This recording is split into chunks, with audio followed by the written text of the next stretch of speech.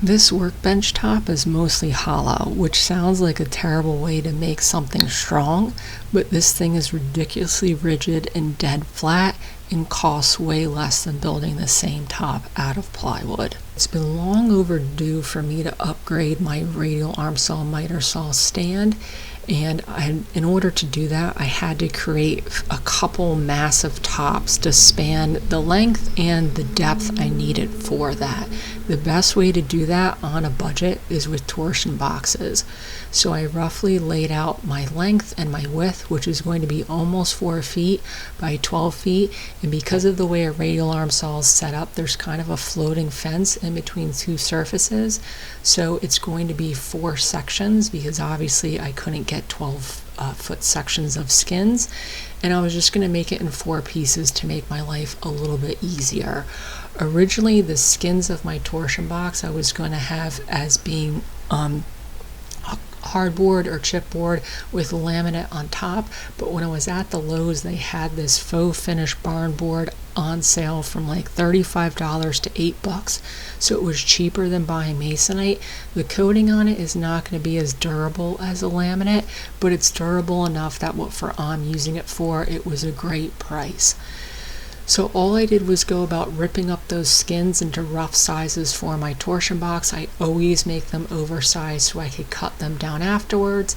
And the material around my perimeter is going to be 1 inch by 1/2 inch MDF. So that is going to be what my grid is made out of. So my bottom skins, these are a little less than 1/4 inch. And then my 1 inch wide by 1/2 inch thick MDF outer frame. And that is how I'm going to start with all of these. All 4 boxes are made the same way. Now my inner grid is going to be 1/2 inch by 1/2 inch MDF. And years ago I was making some torsion boxes for a customer. I bought an extra piece of MDF because I knew I was going to use some as work surfaces. I ripped it all at one time and I'm still using that stack and I still have some left over. So that's what my internal frame is. Because this is a work surface, the math isn't as important as something that's going to be more structural. And as you could see working on that surface, it's going to be sitting on top of some cabinets as it is, so it will have some strength underneath. But basically I go between roughly, the long length grid is about 3.5 inches and the length grid is roughly about 6. That's what I went with. The outer edge is all going to be lap jointed together. Where the grid intersects, it's all going to be lap jointed together as well as into the perimeter, which will make it exceptionally strong. So my outer grid, the lap joints are going to be 1 inch. I'll mark those. And then the inner grid will be 1/2 inch lap joints. Since these are already pre-cut, what I'm going to do is just line them all up and tape them together and cut all of my grooves at one time, which makes the fact that you're cutting probably over 100 lap joints very quick work on the radial arm saw. So like I said, I'm just going to tape everything together from both sides so it's nice and strong. I have just marks on one board where that grid's going to be. That's really all I need.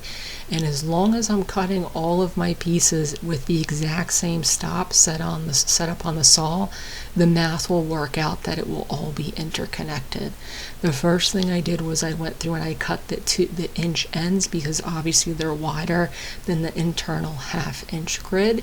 And then once that was done, I could just use a stop to cut the internal grid. I have a 1/2 inch dado stack in the radial arm saw. And as you could see before this, I was just using what's actually on this top is about an inch thick piece of MDF that came from inside a treadmill. So if you want to get a radial arm saw and build a top for it, it does not have to be super fancy. I just have the equipment to make torsion boxes. I find them to be ridiculously strong. They last a very long time.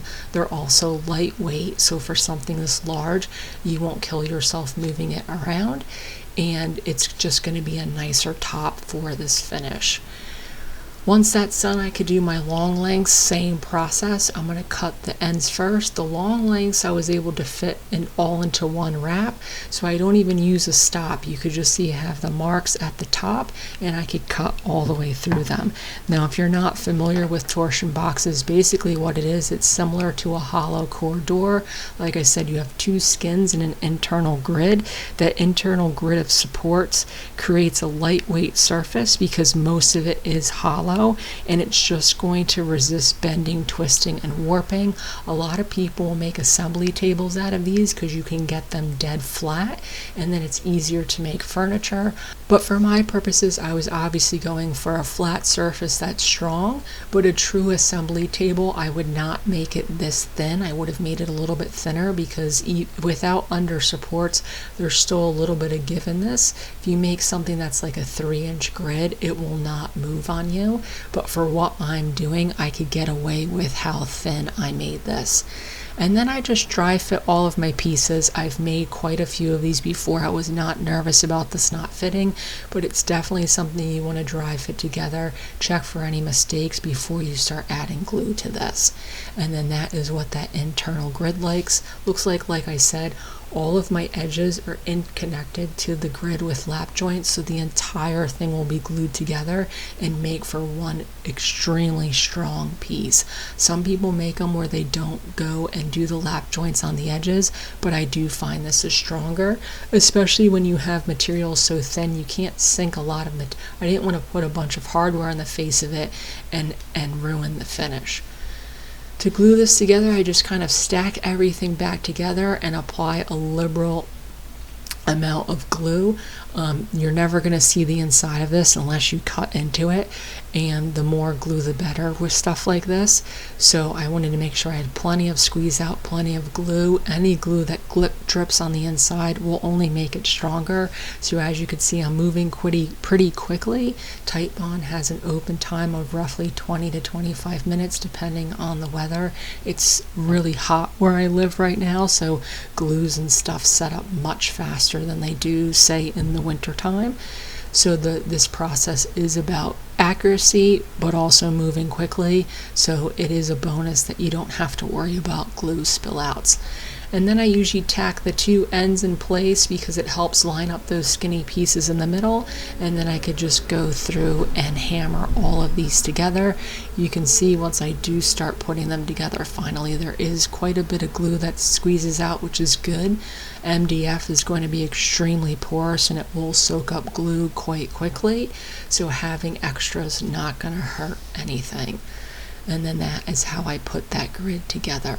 Now the way I'm going to let this set up, you'll see, is in a vacuum press. I already had that object in my shop. I originally bought it for a project I got made years ago, and I've used it on quite a few things since.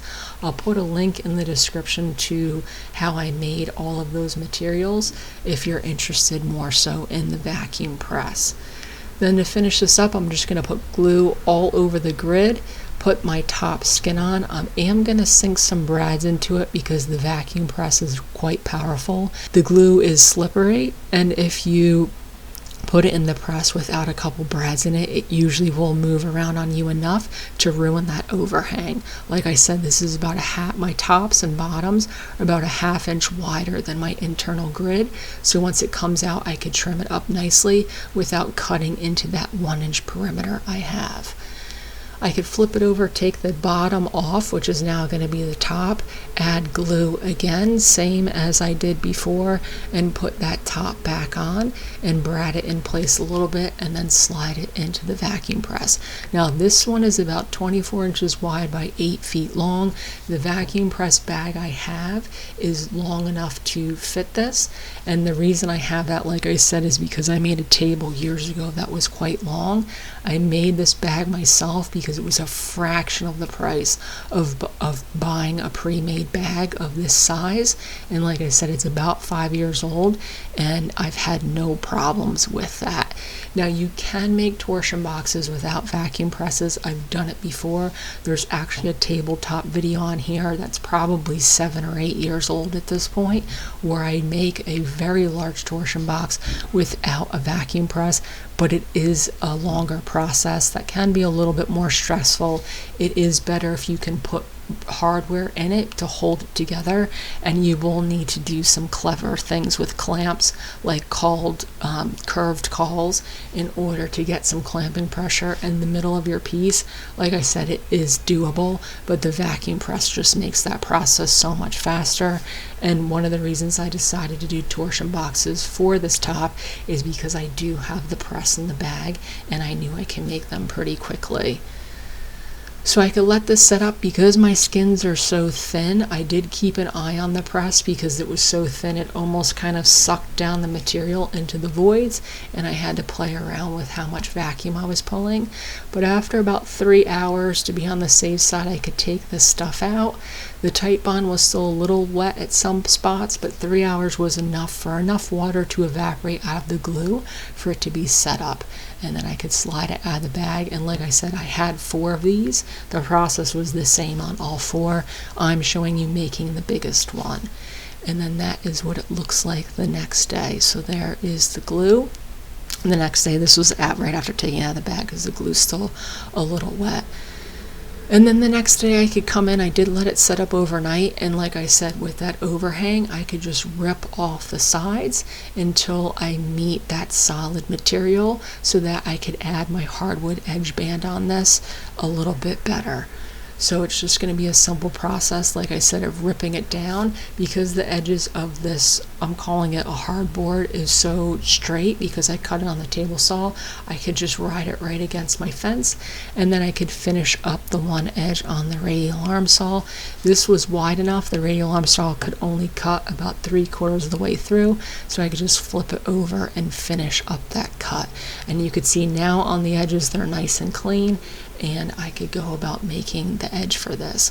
The way I like to put hardwood edges on stuff, which is a little more time consuming than other ways to do it, is I like to put a groove in the unfinished edge of my top, and then I make the hardwood veneer, that's the hardwood edge banding essentially that's going on the outside in the shop.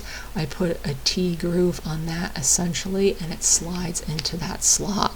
I had some leftover Douglas fir from a project I did a couple months ago at this point, so I just planed that up, ripped it into sizes, and then I could attach it onto the board.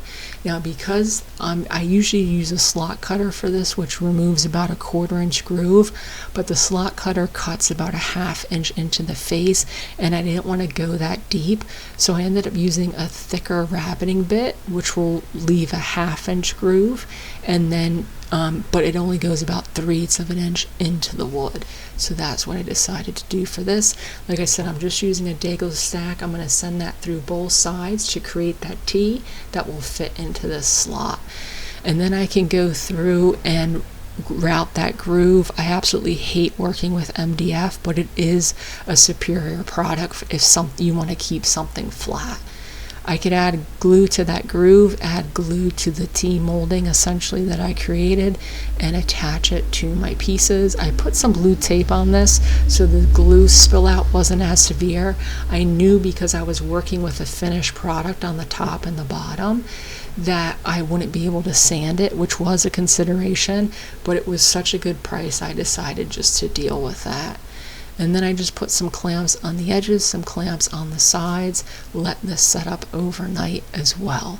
The next day I could come in, and I actually got this pretty close to the top of the surface. There was a little bit of a hair of an overhang, so I just used a flush cut trim bit, cheated right up to the edge of that so I don't cut into the finished fake barn board, and cleaned up that edge. And that was how I did the edges on this.